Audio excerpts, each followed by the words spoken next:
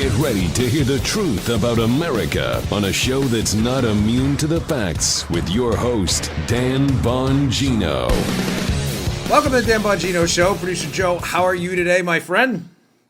And I'm doing great on this wonderful Tuesday. Yes, clearly you are very excited at this early morning hour, which is terrific. Excited. I tell you, I was in the gym yesterday, crushing it, man. Had a good time in the gym yesterday, and I haven't done a Rough Cuts episode in a long time. But just a quick tip for you if you're at that. I've been at it under the steel since I'm 13. I'm 44 years old. And drop sets, that's the key. I'm telling you, you want to pack on the muscle as soon as possible in the shortest amount of time, folks. Drop sets. You're out of the gym in 20 minutes to a half an hour. They stink while you're doing them. You know what a drop set is, Joe? Say you're doing like a bench press, the most popular exercise in the world. You know, bench. Up in New York, it was like, what do you do for legs? I bench. What do you do for forearms? I bench. Everybody benches in New York, right? But you do a set, you take like 15 breaths, you do a second set, 15 breaths, a third set, a fourth set, a fifth set, boom, you're done. Man, you walk out of the gym absolutely smoked. I woke up today like this, and I've been at it for a long time. That stuff works. All right, listen. Knew that part was coming, man. No, it works. I'm telling you, man. You can pack on muscle quick. I've got a lot to get to today, including a follow-up on yesterday's big tech tyranny story. James O'Keefe, Project Veritas, blows the doors off Google's partisanship and discrimination against conservatives. And how does Google and YouTube respond? By discriminating further against the content showing YouTube, Google discrimination. You can't make this stuff up. I also have a potentially revelatory, explosive story about Mike Flynn and the Flynn case that's going to blow your mind. So don't go anywhere, all right? Today's show this is good. Today's show brought to you by our buddies at FilterBuy. If you get the feeling allergy season is getting longer and longer, it is. Believe it or not, the Midwest is seeing anywhere from a week to a month longer. Last month, North Carolina made the news with a pollen blanket that covered this state. Get relief by doing something as simple as changing your air filters in your HVAC system. It's good for your lungs. It's good for your HVAC system. I just had to get 2 more new units, in the other place. You got to change those filters out. It's super simple. Go to filterbuy.com. Plug in the sizes you need. Schedule your filter deliveries when you want. Change them every quarter like I do. They have over 600 sizes made right here in the USA. You need a custom size, they'll make that for you too. Easiest thing you can do to give yourself some relief and extend the life of your furnace. Don't let your furnace, your HVAC unit blow out. Change those air filters. Fix your lungs. Fix your system. That's filterbuy.com. Filterbuy.com. Filterbuy.com. Tell them Dan Bongino Show sent you. All right, let's go. I'm trying to coordinate there. Nice. I get a lot of complaints from viewers when I don't get that absolutely right. So, astonishingly, we covered this story yesterday, the breaking news from Project Veritas, James O'Keefe's group, where they have a Google insider on camera talking about the mechanics by which they suppress conservative, Republican-leaning content on their platforms. Google, the search engine, YouTube. Not only that, the Google insider hysterically tells O'Keefe in the video that they're also suppressing right-wing content like Dave Rubin. Dave Rubin. Now, some of you listening may not understand how ridiculous what I just said is, because some of you may not know the excellent Dave Rubin, who does a good job, by the way. Ladies and gentlemen, Dave Rubin is a liberal.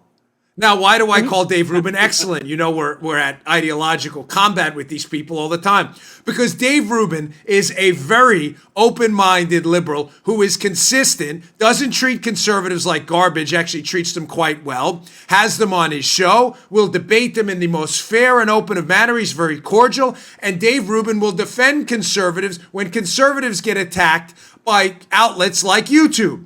Dave Rubin's been at it with Jordan Peterson for a very long time, but it's hysterical that the Google executive says, in other words, Google's so dumb on the inside and so misguided in their policies that they say they're attacking right-wingers like Dave Rubin, who is a liberal. He's a liberal.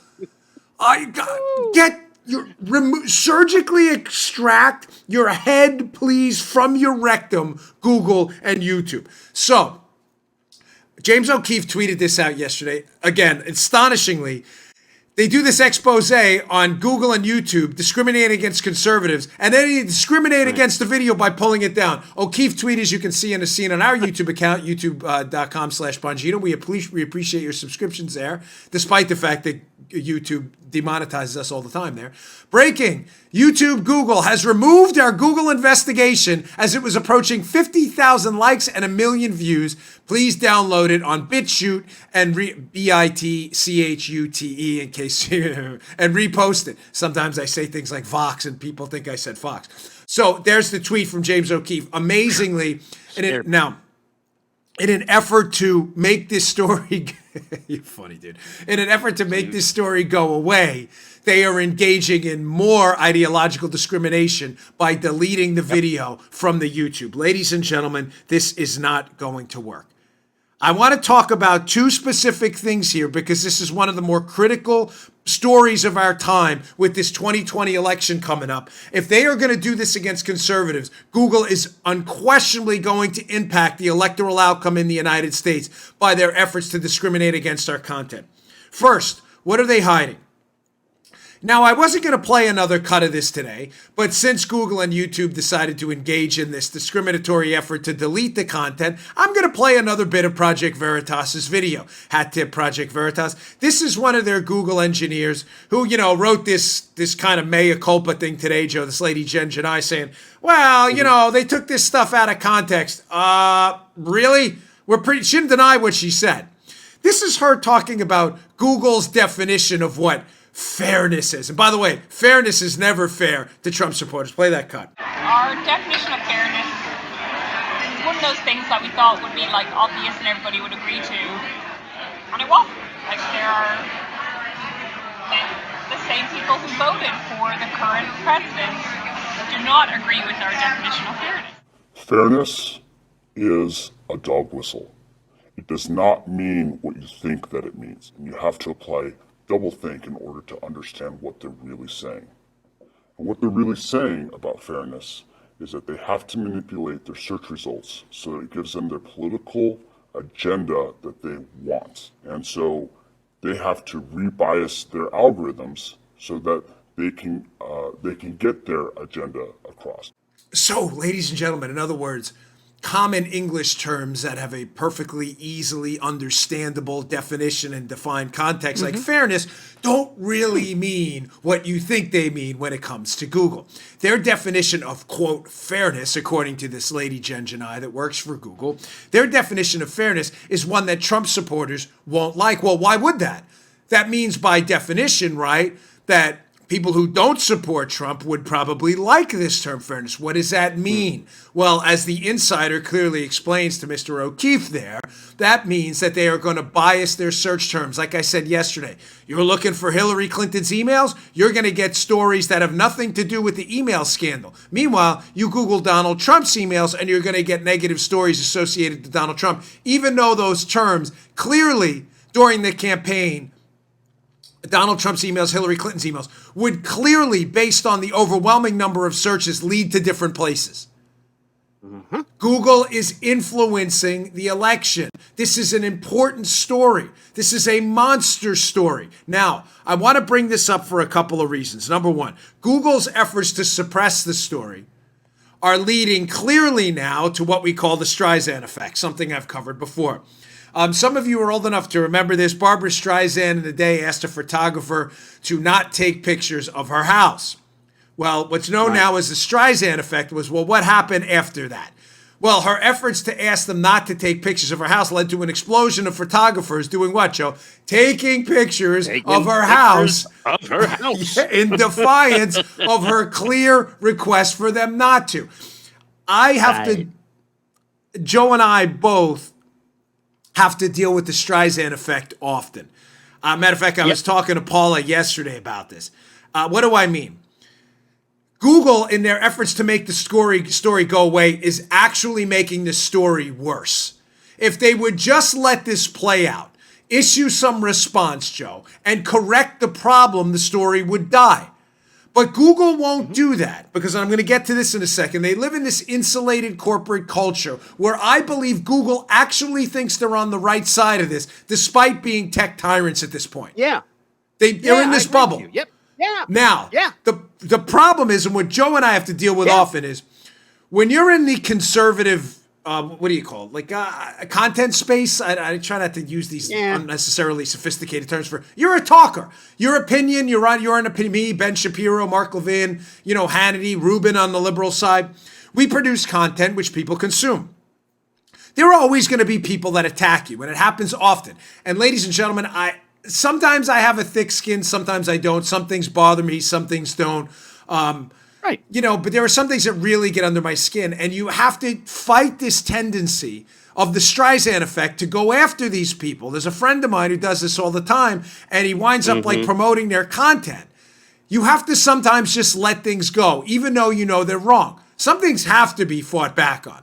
And that's why on the show, I don't waste your time every day, and I try not to bring up all these spats I get into on email and Twitter with liberals, because I'm not going to waste your time either. I'm just going to draw your attention to stupidity.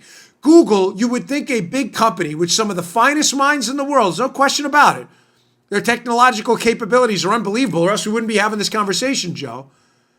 Google cannot seem to figure this out. The Streisand effect. Your efforts here's an analogy for you. It's like trying to hold a beach ball underwater. Don't see the beach ball, don't see the beach ball, don't see the beach ball. Eventually you get tired of doing that, and the inertia of the beach ball pushes it up and explodes it out of the top of the water, and everybody can see it. You can't hold the beach ball down. Everybody knows what you're doing, Google. The insider there clearly laid out what the term fairness means, which clearly means unfairness.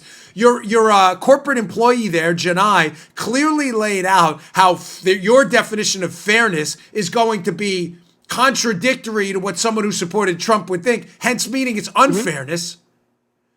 Stop trying to suppress the story. You are going to continue to drop the L on this. There is going to be eventually some corporate competition that is, it may take a while, but the mainstream media never saw this coming either. And then you had Roger Ailes and Fox News that came in and said, hey, I got this idea. Let's do a news channel that appeals to the 50% of America that doesn't want liberal spin. Boom. They're number one for the last, 20 years? It will happen. You guys will be competed out of business. Take the L. You lost on this. You lost on this story. Stop putting the beach ball underwater. Let the Veritas videos be seen. Let the public on your platform make its own decisions. The story's not going to go away. Ladies and gentlemen, I kid you not, I was not going to talk about this again today, until I saw that tweet from James O'Keefe saying that Google and YouTube want this to go away. And listen, subscribe to our YouTube. Don't worry, they're going to demonetize this anyway. I don't care. It's about getting the ideas out there, and I wish YouTube would see it the same way. Joe, you and I on the show have actually been defenders of YouTube's ability in the corporate space to dictate their own corporate policies, despite the fact that they constantly attack us. Now it's up to YouTube to do the same thing. Allow material that doesn't reflect positively on your company and show us your commitment to openness. What are you guys in the gulag now? You're only going to let positive information on your site? Ridiculous. Second, it's time for them to. So the first takeaway is the Streisand effect. It's devastating. The Streisand effect is real. It's like posting on social media. Do not read this article about me. It's awful. Next thing you know, everybody clicks on the article. The writer of the article winds up laughing all the way to the bank.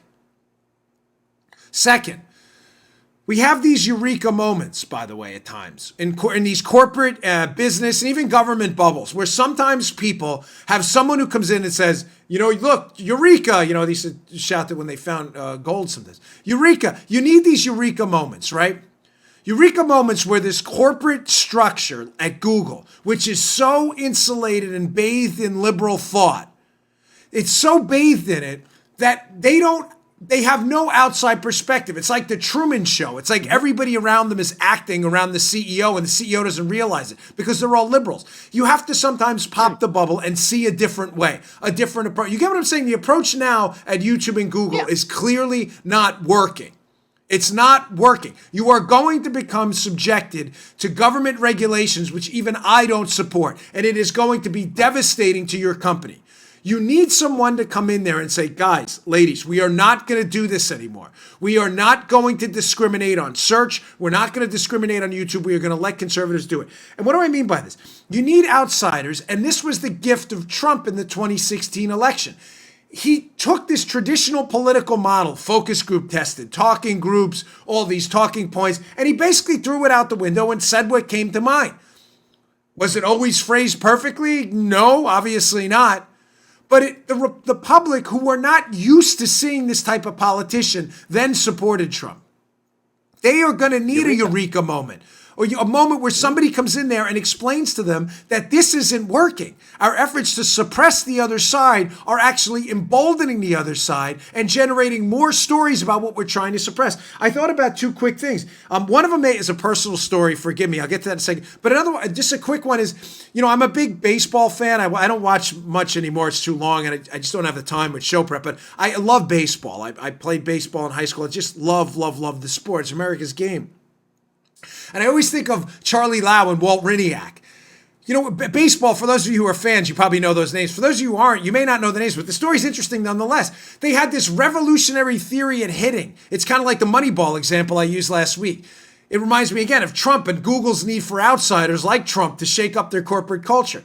Riniak and Charlie Lau had this theory about hitting, that you should swing basically at a down angle to hit the ball. And Riniak was a proponent of, when you swing, letting go of the bat with one hand for a follow-through. Joe, people thought this was the dumbest thing ever.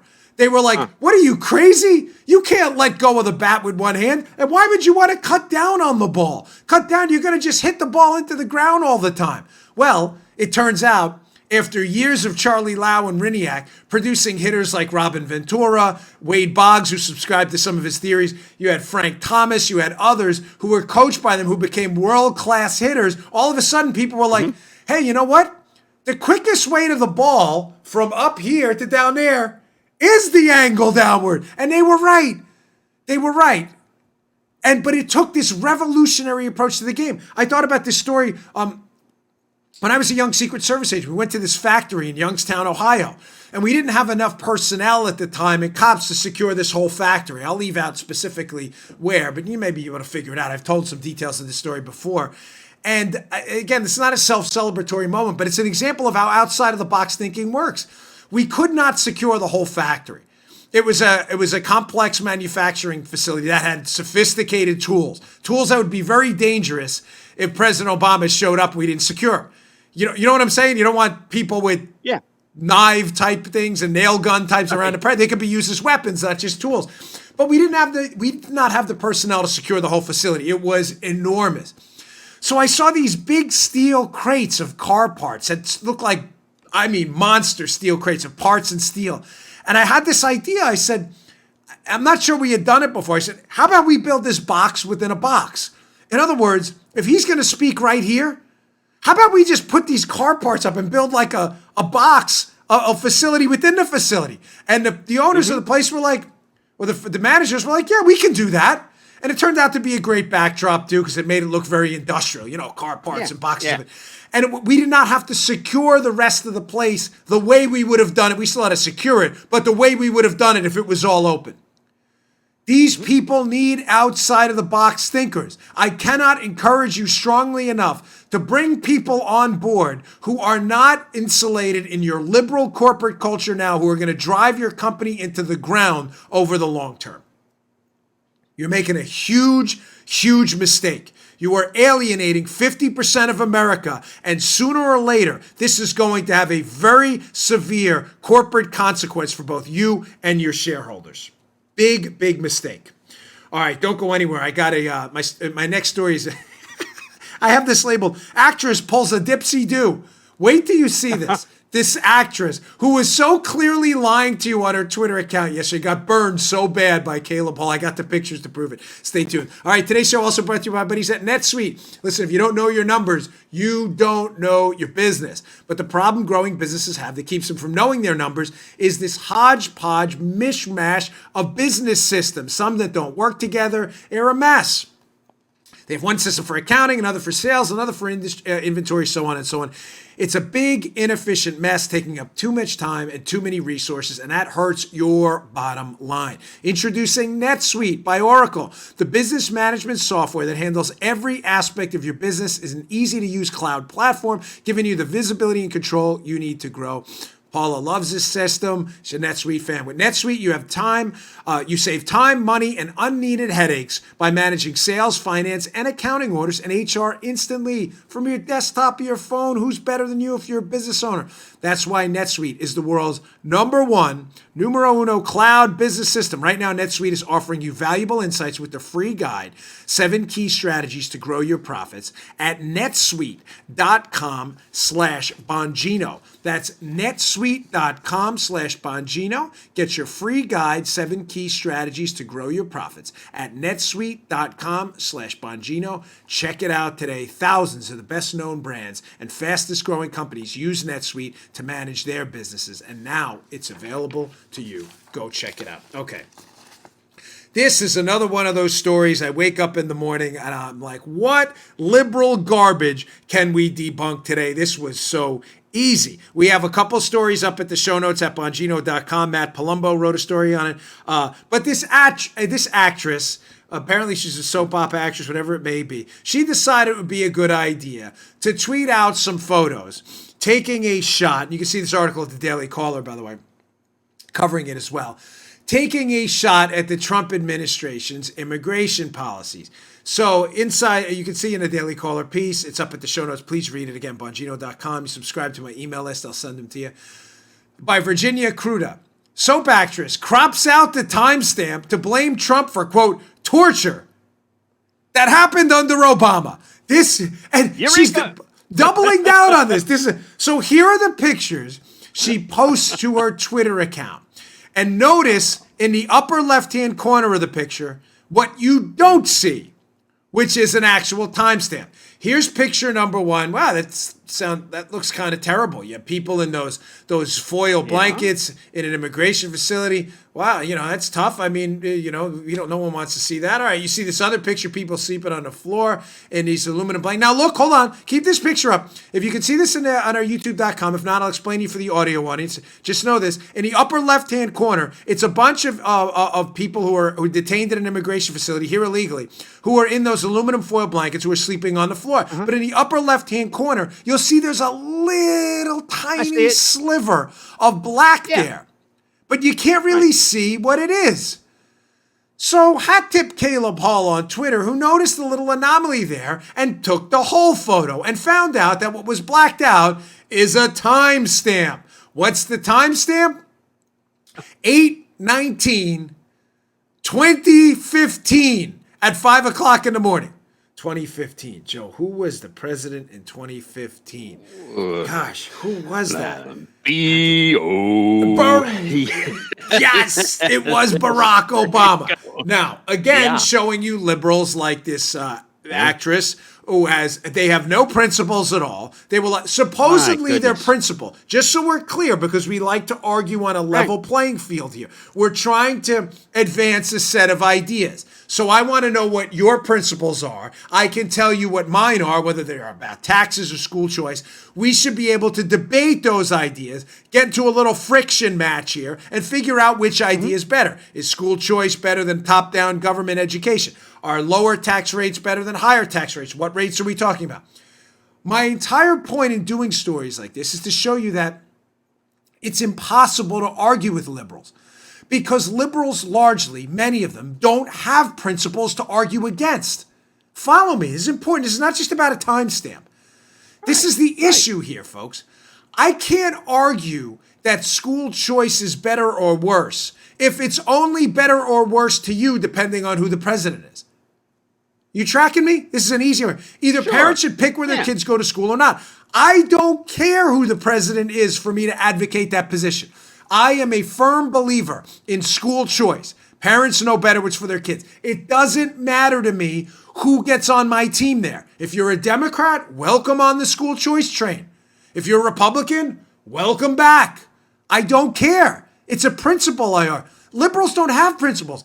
The actress who put this up, her alleged principle is that giving people a foil blanket and asking them to sleep on the floor in an immigration facility is somehow torture, ignoring how they got here. And the government did not bring this problem on. People who come here illegally do. Forget about that part for a minute. But her point in the tweet is that's torture. But notice, it happened under the Obama administration, and this actress, it was largely radio silent. Nothing. So I thought your principles were housing people like this who come here illegally is torture. So where was the media when it happened under Obama? Now, be careful here, because liberals like to claim in a rebuttal, I like to give you the argument, then the rebuttal. Oh, that's just whataboutism. And your response, in other words, you saying, well, what about Obama when he did it? Your response should be, of course it is.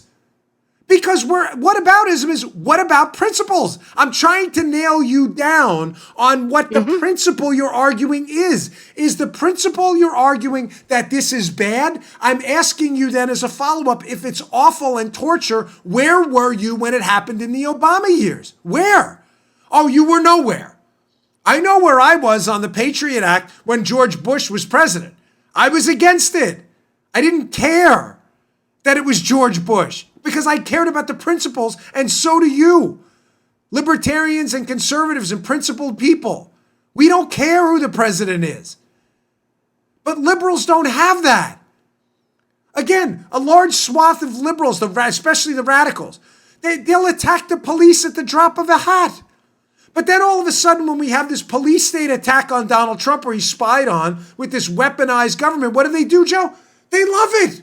I thought you guys didn't like government spying. Now all of a sudden it's great because they attack your political opponent? Ladies and gentlemen, they are total, complete frauds. Again, hat tip to Caleb Hall for pointing that out. Quick disclosure, by the way, I do some business with Caleb as well, just so you know. Not that that matters towards his tweet, and nobody gets preference on the show for any reason. It's just a good tweet. But one other point to bring up on this. It's interesting that the tweet that the actress sent out with the Barack Obama torture photos, air quotes, received something in the neighborhood of tens of thousands of retweets. Yet Caleb's correction only got a fraction of that. And it goes to show you again how, ladies and gentlemen, liberals are constantly lying to you. Constantly. It's disgusting. You have to learn. It reminds me of that Arendt comment we brought up yesterday, how the danger of these constant lies is not that you'll believe the lies, it's that nobody knows what the truth is anymore. Because this is what liberals do. This is the real danger we're running into. Okay, I'm going to hit this quickly because you're going to see it all over the news today. It's been all over Twitter, and I like to provide unique content. I don't want to provide stuff you can get just on the news anywhere else, but it is worth addressing. Ladies and gentlemen, the attacks on Trump continue. There was an author who put out a book, Jean Carroll. In the book, she made some very serious allegations that Donald Trump raped her in a room a long time ago in a mall or something like that. I'm sorry, it was in some type of a mall or a clothing store. The story was never reported to police. It obviously had a bunch of red flags on it. But Jean Carroll was on CNN last night with Anderson Cooper. Folks, some of these comments, listen, if you have kids listening, you may want to kind of, it's about a very serious thing. So I'll give you a second here. If you had some kids, you may want to just turn this down. The comments last about a minute. So we'll play the comments and we'll come out of this on the other side and talk about it. You don't feel like a victim? I was not thrown on the ground and ravished, which the word rape carries so many sexual connotation. This was not sexual. It hurt. Well, I think most people think of rape as it is a violent assault. It is not. I think most people think of rape as being sexy. Let's take a short break. Think of the fantasies. We're going to take a quick break. If you can stick around, we'll talk more on the other side. You're fascinating to talk to. What?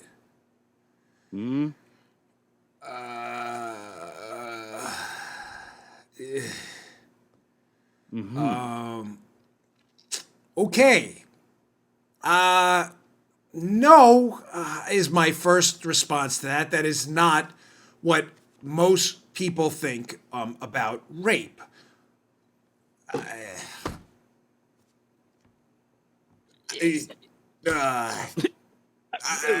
Yeah. Okay, moving on. I don't even know what to say. That is the craziest thing I have ever heard on. Do you see Anderson Cooper? You see his face? Oh. He's looking like, Yeah. get the commercial because this is insane. We cannot put this out. But ladies and gentlemen, this is CNN. Sadly, I'm not going to take cheap pot shots at them, but they earn it sometimes. They had Avenatti on, the creepy porn lawyer, who was clearly not a credible person. For months, they made him a pseudo-celebrity. Now, clearly, without vetting Jean Carroll's comments, she goes on the air to say that rape is sexy. Jean, I'm really... I'm pretty confident in this. I've never been more confident anything I'm going to say on my show. You're talking about human beings who've had their lives changed forever by a very serious, violent crime. I'm really confident when I tell you the first word that comes to their mind is not sexy.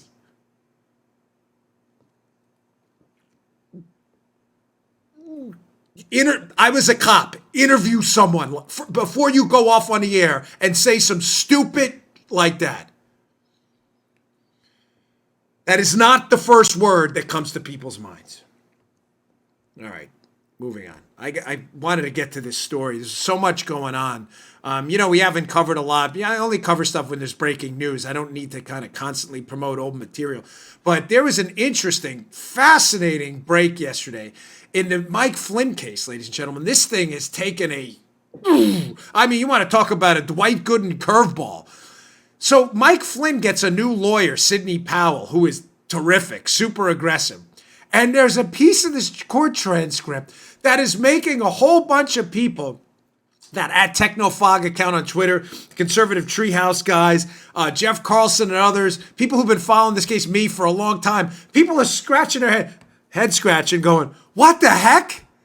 There's something going on in this Flynn case that speaks to a bigger theory I've been putting out there for a long time about why this is not about Trump, the whole Spygate thing. All right, our last sponsor, I'll get to that in a second. Last sponsor of the day. Hey, are you a man or woman over 40 worried about your blood pressure? I know I am.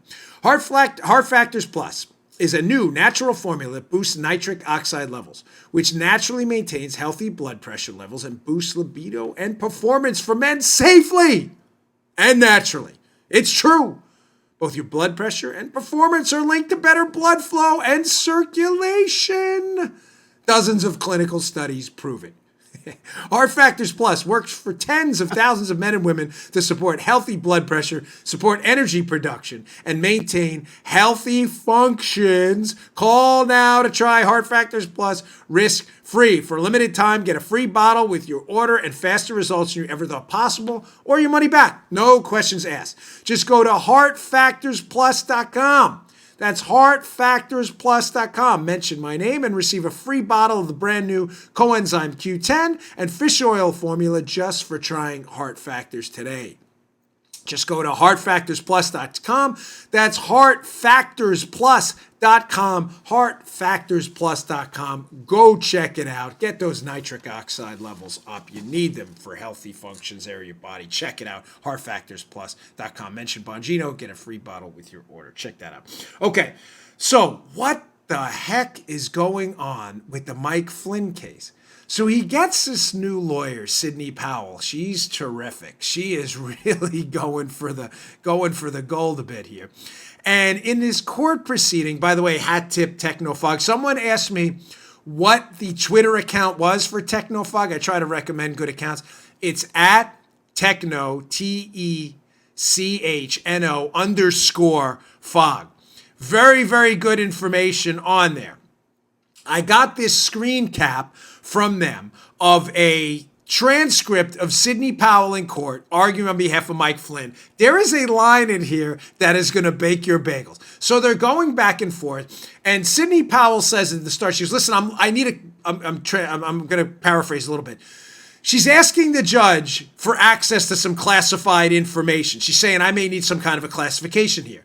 So the judge goes on and says, well, notwithstanding the government's representations. In other words, the judge says, well, what do you need access to? Basically, the prosecutors prosecuting Flynn have already given you this stuff. Sidney Powell says back, well, that's with regards to what they produced. Listen to this line. This is key. There is other information. Oh, there is? So the judge, all right. Now you've piqued the government's interest, the judge says. Now, the other lawyer says, Your Honor, again, I'm not, in terms of the information the government produced, there's nothing that the government produced that's classified, and so I mean to the extent, and then the judge says back to basically the DOJ rep, but you'd like to know what the other information is too, like, right? What is the other information?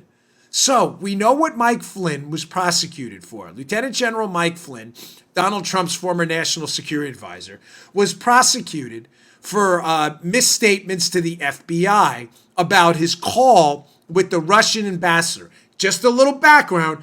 How does the FBI know that Mike Flynn got some information or had made some misstatements about his call with the Russian ambassador? Because according to Democrat FBI media lore, Joe, that call was unmasked. This is an important detail. Don't miss this. What we've been told the whole time is that, well, we monitor the Russians' communications. Mike Flynn was talking to the Russian ambassador, Kislyak. And as a result of that, we just caught up Mike Flynn. You following, Joe? In this surveillance dragnet that's just normal SOP, standard operating procedure. Right. And we unmasked Mike Flynn's name. In other words, they'll get a transcript of it. It'll say American number one. And to unmask it, or whatever it reads, but his name is kept anonymous. The Obama administration can then, quote, unmask it, and that's how they found out it was Flynn. That's the story we've been told. Well, what's strange about that? Well, there's a record of these unmasking attempts. In other words, if Mike Flynn was just caught up in routine surveillance of Soviet, I got this Chernobyl thing in my head still, of Russian officials, Joe, and it was just incidental. In other words, no worries here. We just got Flynn because we were listening to the Russians. We weren't targeting Mike Flynn. Well, if that's the case, hat tip to the conservative treehouse guys to point into this video here, then why was it in this 2017 hearing when Lindsey Graham grills Sally Yates and Jim Clapper, former DOJ official involved in the pushing of the prosecution of Mike Flynn, and Jim Clapper, who was running the intelligence community under Obama, why are Yates and Clapper so worried about answering the question? I'm going to play this video. Please watch this. This is damning. If Mike Flynn was really unmasked and wasn't targeted, was just caught up in this, there would be a record of a request to unmask his name and who did it. But if that's the case, why can't Jim Clapper or Sally Yates answer an innocent question about the record of the unmasking when Lindsey Graham asked him? Play this cut. The reason you knew it wasn't true is because she had collected some intelligence from an incidental collection system. Is that fair to say?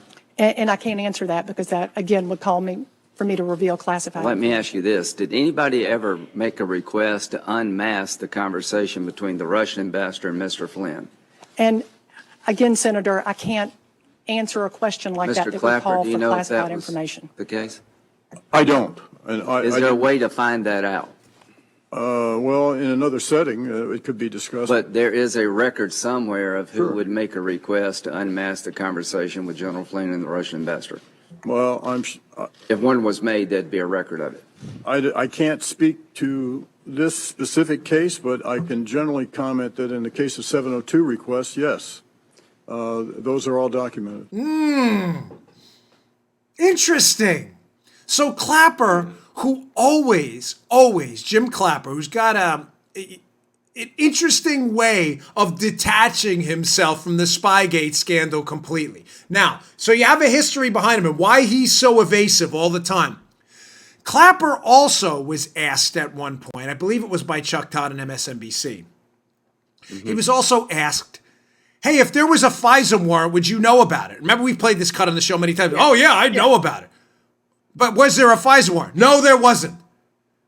This guy has this way of surgically detaching himself from this case. Yes, there was a FISA warrant, and of course he knew about it. Here he is again suggesting two opposite things like he did in the FISA warrant line. Yes, if there was a FISA warrant, I would know about it. No, there wasn't a FISA. Well, one of those things isn't true because there was a FISA warrant. On this one, this is amazing. He says, Lindsey Graham, who again clearly knows something's up.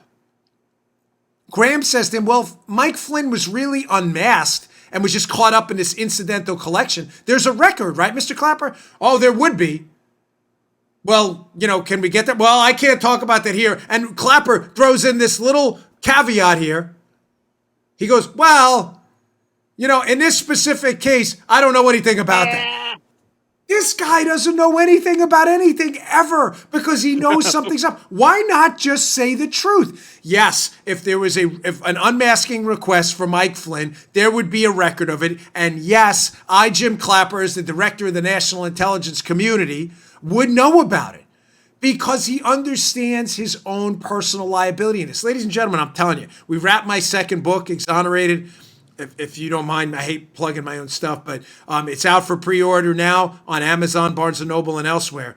We lay out a cast of characters and potential motives. Clapper is knee-deep in this whole thing. They won't answer the question, Sally Yates, former DOJ official, or Clapper, the National Intelligence Director. They won't answer the question for the simple reason they're under oath and they don't want to put themselves on the hook because... what if Mike Flynn was not unmasked?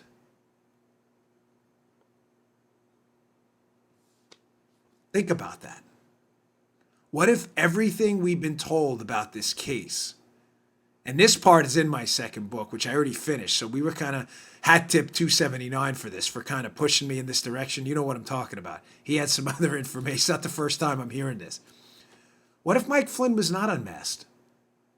Well, a lot of you out there were very smart and listening, saying, well, how did they get a hold of Mike Flynn's words over the phone to the Russian ambassador then if he wasn't caught up in this surveillance dragnet due to unmasking? Ladies and gentlemen, what if Mike Flynn was targeted the whole time?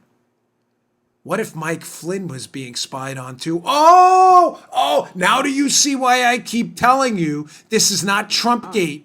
This is not even Russiagate. This is Spygate.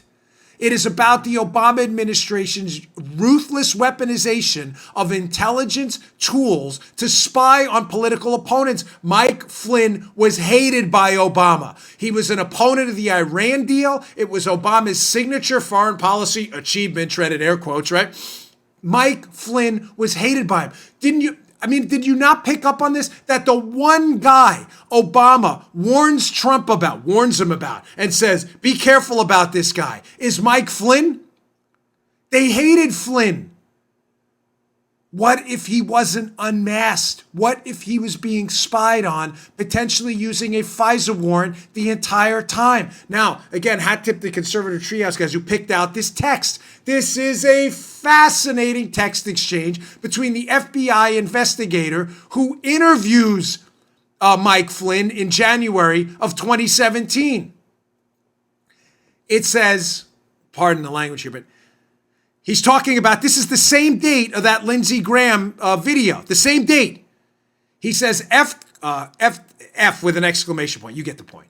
Clapper and Yates, through Graham questions, are all playing it into the quote, there should be an unmasking request record for incidental collection, incorrect narrative. Let me read that again.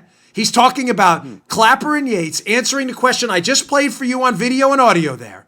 How they can't answer where this unmasking request is, and he calls it an incorrect narrative. This is Peter Strzok, the guy who investigated Mike Flynn. Hat tip to the treehouse guys for pointing that out. Gosh, that's a fascinating text on the same day as that hearing. What's incorrect about the unmasking narrative? Ladies and gentlemen, as we indicate in portions of my second book, there are parts of these conversations with Flynn that do not appear in that Kislyak thing. Either Flynn gave them up in cooperation, which appears unlikely because he couldn't recall the details of his Kislyak conversation. It's even more unlikely he would recall the specific details of later conversations, or someone was listening to Mike Flynn.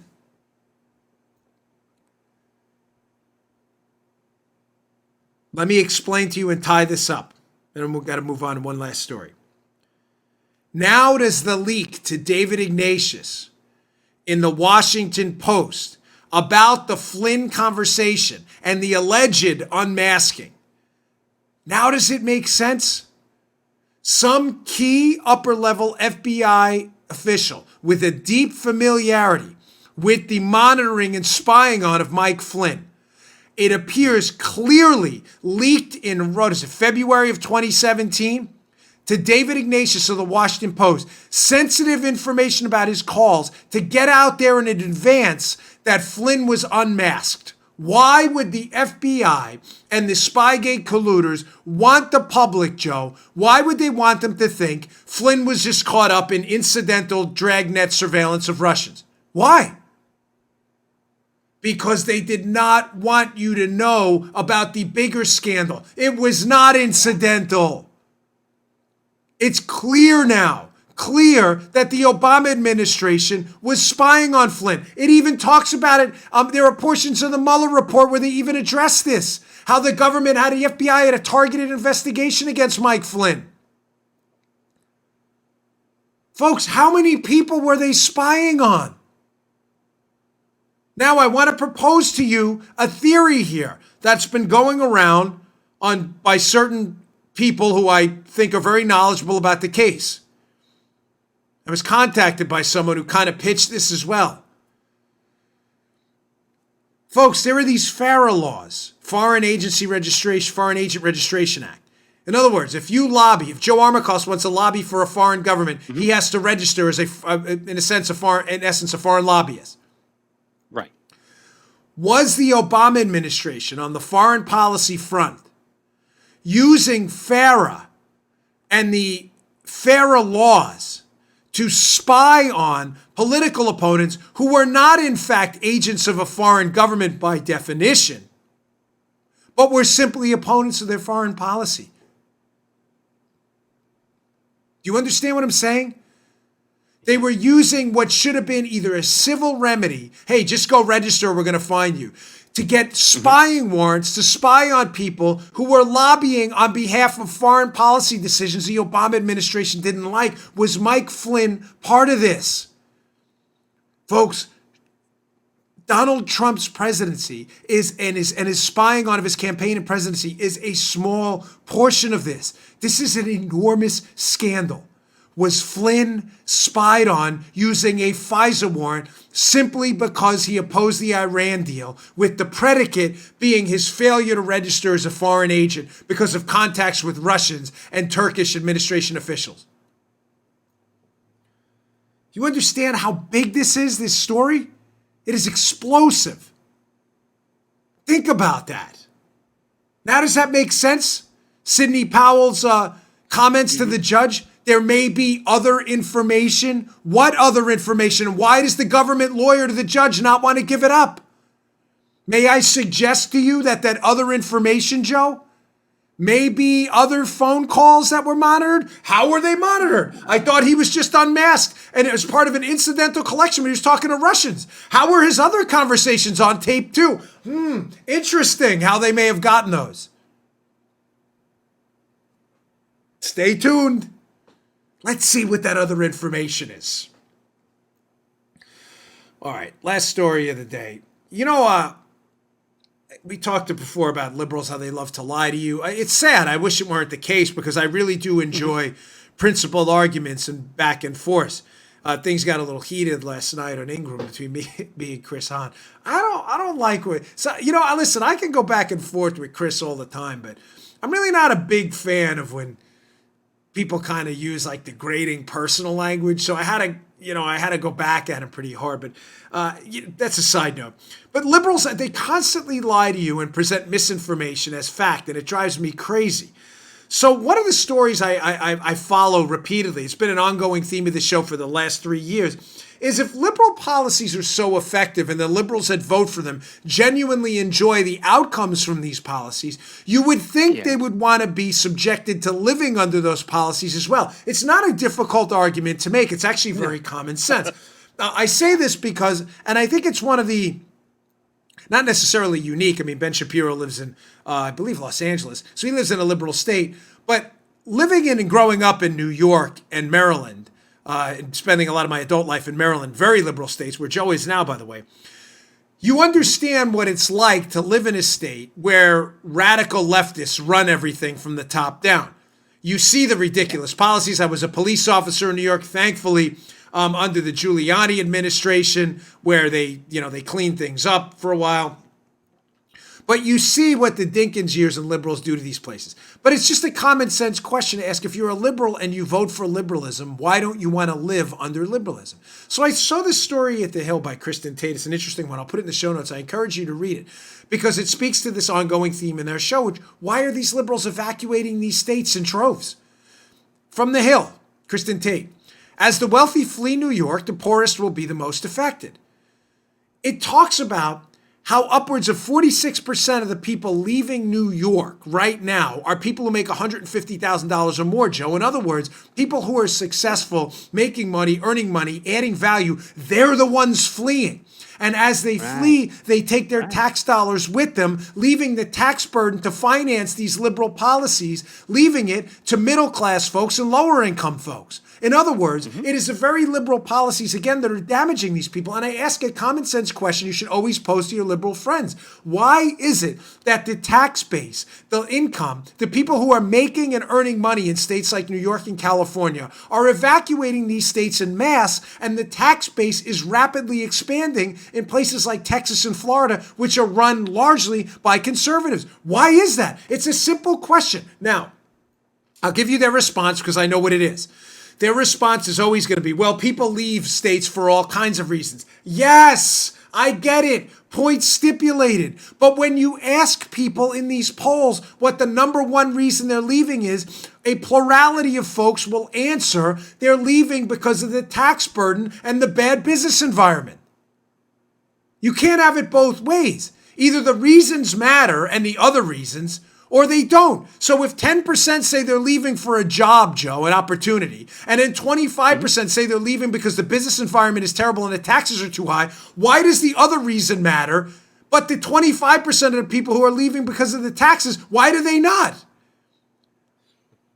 In other words, if liberalism's so wonderful, why are people evacuating? Now, here's what's fascinating about how these liberal states, they can't possibly continue. Look at these numbers from Kristen Tate's piece. In the Big Apple, the tax burden on high earners is onerous. The local government relies solely on the top 10% for over 70% of the tax revenue, with the top 1% of taxpayers paying more than the bottom 90% combined. Any efforts to assist the most needy individuals are heavily dependent on the city keeping its reputation as a driver of the national economy. The accelerating outflow of middle-class and upper-class residents will no doubt tarnish that. As steep declines in revenue hit, spending cuts will burden the urban poor rather than the bureaucrats. Ladies and gentlemen, a final note on this. I grew up in New York. I have obviously a bond with the place.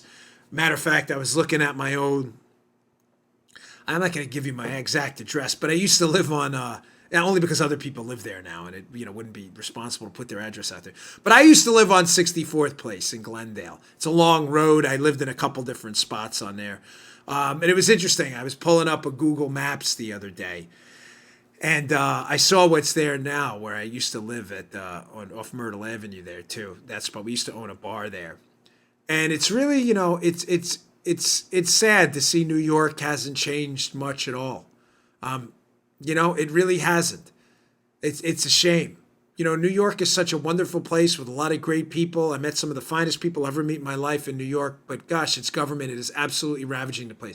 I have been going to Manhattan for a very long time now. You come to Florida, there's this booming business environment. You can't, there's housing going up all over the place. You go to a neighborhood 6 weeks later, it looks completely different. When we moved down here, what was it, 4 or 5 years ago? It was only a 1-lane road in front of my house. Now it's like a 2 or 3 lane road on both sides because the traffic got so high because people moved down here. It's really a shame what happened in New York, folks. It's a shame. And they are driving that place into the ground. And you're driving away the most successful people, value creators in your state that are both creating jobs, wealth, and prosperity for the people in your state. You're driving them away and they're taking their income with them. And you're going to see this get worse. You are essentially going to see over the next, I think, decades, you are going to see 2 Americas. And the political divide is going to get even worse and worse. You're going to see conservative states with limited government, good business environments, and powerful individuals and individual rights. And you're going to see these liberal states that are increasingly the domains of the super uber wealthy that don't care, the Beverly Hills crowd. And then you're going to see places like in LA and certain streets and places like Skid Row where the economy is entirely collapsing. It's become effectively a third world type place. It is really sad to watch. I go back to New York, and it's devastating to see sometimes. There are neighborhoods that have not changed one bit in 40 years. Not one bit. I go to my grandmother's. It has not changed a bit. Not a bit. What? What? I can't hear you. Yeah, that's right. Paul, we got to open your mics. I go to my grandmother's place in Jackson Heights. I'll leave you with this. Sorry, I don't mean to. But the elevator is the exact same. The elevator's the same it's been for the last 40 years. Change the elevator, man. I hope you change those cables. Change the elevator. There you go. That is our mantra for against liberalism. Hashtag change the elevator. Change the elevator, libs. Sheesh. Change the elevator in this house we got before you change the elevator in that apartment complex. All right, folks, thanks a lot for tuning in. I really appreciate it. Please subscribe to our video show, youtube.com/Bongino. The subscribers really matter. Helps people find us. No thanks to YouTube and Google, which apparently are suppressing conservative content. Also find us on Apple Podcasts and iHeartRadio and SoundCloud. The subscriptions to the show are free. They help us move up the charts. And listen, yesterday, one quick correction. That segment from yesterday's show, which went nuclear with Neville Ravikant, was from the Joe Rogan show. It was one of the episodes in the early thousands. So I didn't realize at the time. I didn't have a lot of indicators on it, but it was from the Joe Rogan show. So check out yesterday's show, too. Thanks for tuning in. I'll see you all tomorrow. All right, today's show is brought to you by our buddies at Brickhouse Nutrition. They make one of the finest nutrition supplements out there. Hey, here it is. Field of Greens. Field of Greens. Now, you'll notice that's empty. Why is that empty? Just like my bottle of Foundation or other great product, I use this. This is the finest fruit and vegetable supplement out there. This is real food, Field of Greens. This is not cheap extract. This is real ground up, healthy fruits and vegetables, the key to a long, great, healthy life. Your cognitive abilities look better, feel better, perform better. Field of Greens, it's your fruit and vegetable insurance. I love it. Use the product twice a day. It tastes great. This is real, healthy, high quality fruits and vegetables. Think of it as your fruit and vegetable insurance for a long and healthy life. Go to brickhousenutrition.com/Dan. Pick up a jar of Field of Greens. This is empty. I need some more because we use it, me and my wife too. Field of Greens, available at brickhousenutrition.com/Dan. That's brickhousenutrition.com/Dan. Pick it up today. You just heard The Dan Bongino Show. You can also get Dan's podcasts on iTunes or SoundCloud. And follow Dan on Twitter 24/7 @DBongino.